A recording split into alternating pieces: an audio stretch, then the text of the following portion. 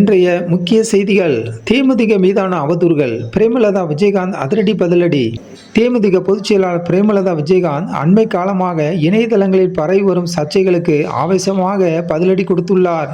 கட்சி மீதும் தன் மீதும் சுமத்தப்படும் புகார்கள் குறித்து அவர் முன்வைத்துள்ள காரசாரமான கருத்துக்களை விரிவாக பார்க்கலாம். ஆதாரமற்ற புகார்களுக்கு முற்றுப்புள்ளி. சமூக வலைதளங்களில் தேமுதிக குறித்து பரப்பப்படும் தகவல்கள் அனைத்தும் 1% கூட உண்மையில்லாதவை என பிரேமலதா விஜயகாந்த் திட்டவட்டமாக மறுத்துள்ளார். கட்சியின் நற்பெயருக்கு களங்கம் விளைவிக்க வேண்டும் என்ற நோக்கத்தில் திட்டமிட்டு இத்தகைய பொய் பிரச்சாரங்கள் செய்யப்படுவதாக அவர் குற்றம் சாட்டியுள்ளார். தேமுதிக தொடங்கப்பட்டு 21 ஆண்டுகள் கடந்துள்ள நிலையில் கட்சியின் மீது இதுவரை ஒரு ஊழல் வழக்கை கூட யாராலும் சுமத்த முடியவில்லை என்பதை அவர் பெருமிதத்துடன் சுட்டிக்காட்டினார்.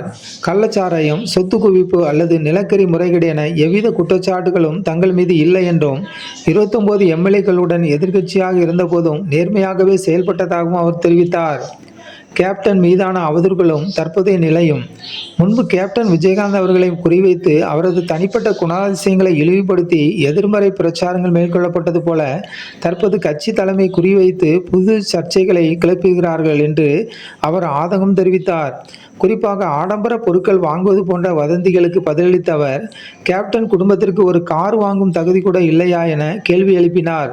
கேப்டன் தான் சம்பாதித்ததில் 90% மக்களுக்காகவே கொடுத்தவர் என்பதையும் அவர் நினைவுகூர்ந்தார். அரசியல் சர்ச்சையும் விவாதங்களும். தேமுதிக வெறும் 5% வாக்கு வங்கி கொண்ட கட்சிதான் என்றால் ஏன் எப்போதும் எங்களை பற்றியே விவாதிக்கிறீர்கள் என அவர் ஊடகங்களிடம் கேள்வி எழுப்பியுள்ளார். ராஜ்யசபா சீட்டு மற்றும் கூட்டணி பேச்சுவார்த்தைகள் தொடர்பாக தேமுதிக என்ற பெயரின்றி எந்த ஒரு விவாதமும் நடைபெறுவதில்லை என்பதை கட்சியின் வலிமையை நிரூபிக்கிறது என்று அவர் கூறினார். விமர்சனங்களை கடந்து முன்னேற்றம். துரோகங்கள், அவமானங்கள் மற்றும் கடுமையான விமர்சனங்களை கடந்து 21 ஆண்டுகளாக தேமுதிக சந்தித்து வந்துள்ளது. எனவே இத்தகைய பொய்ச் செய்திகளை கண்டு அஞ்ச போவதில்லை என பிரேமலதா விஜயகாந்த் உறுதிபட தெரிவித்தார். வாழ்த்துவோர் வாழ்த்தட்டும், தூற்றுவோர் தூற்றட்டும், எல்லா புகழும் கேப்டனுக்கு என்ற வாசகத்துடன் தனது உரையை அவர் நிறைவு செய்தார். தேமுதிக தனது பாதையில் உறுதியாக இருக்கும் என்பதை பிரேமலதா விஜயகாந்த் இந்த ஆவேசமான பேச்சு வெளிப்படுத்துகிறது.